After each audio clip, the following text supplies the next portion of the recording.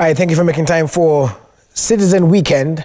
Let's take a look at our top story. Rescue operations are still ongoing in Tassia State with the aim of reaching and pulling out more of those trapped alive. So far, 5 people have been confirmed dead. One, a 15-year-old girl, having succumbed to her injuries while undergoing treatment at the Bristol Hospital.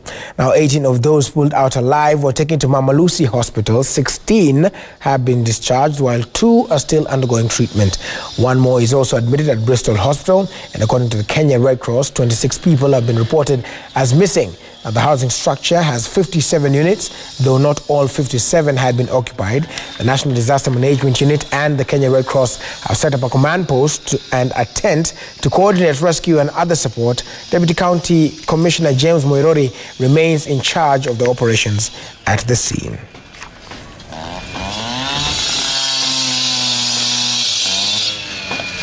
In total, so far we have rescued 3 people.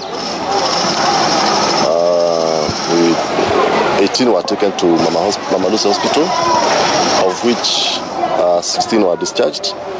2, a woman and a child, are still in hospital. They are being treated. In Kenyatta National Hospital, we took 14.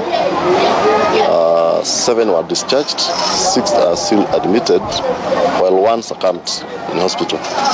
So last night, as I reported, at around 6, we had 4 people dead. Now we are reporting 5. We cannot tell. We cannot predict when to end, because of if you look at the side the way it is, you cannot predict when you are going to finish. But we are working very hard to ensure that we finish as soon as possible.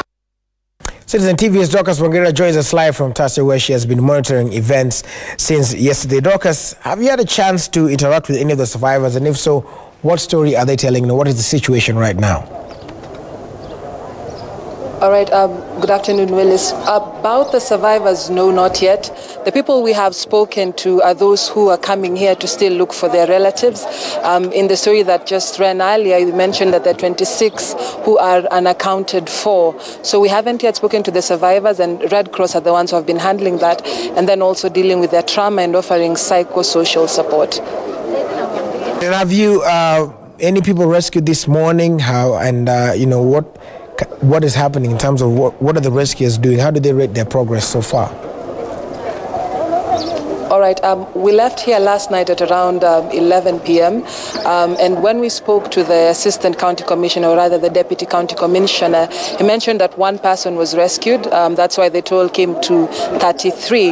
But what has been happening just behind me with this building, the Kenya Defense Forces at DRU and also with officials from the Red Cross are trying to peel back the layers.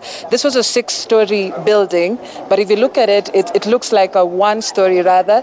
So they've been trying to clear the rubble and go more or less like each flat by flat, story by story. And what they're doing, they're also trying to listen in to see if they can hear anyone crying out for help. One of the people we've spoken to tells us that they can hear people crying out on where to be assisted. So they're drilling through the rubble. It's concrete. And if they hear someone calling out, they stop the operation for a minute. The official responsible for this is, they don't know how long this will take, but so far the building has really gone down.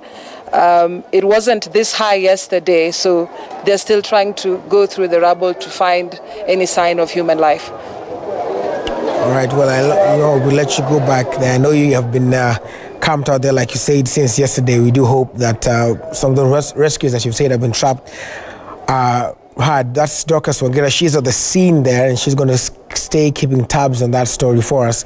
And we do wish all those who are still in hospital a quick recovery, and condolences to those who've lost their loved ones.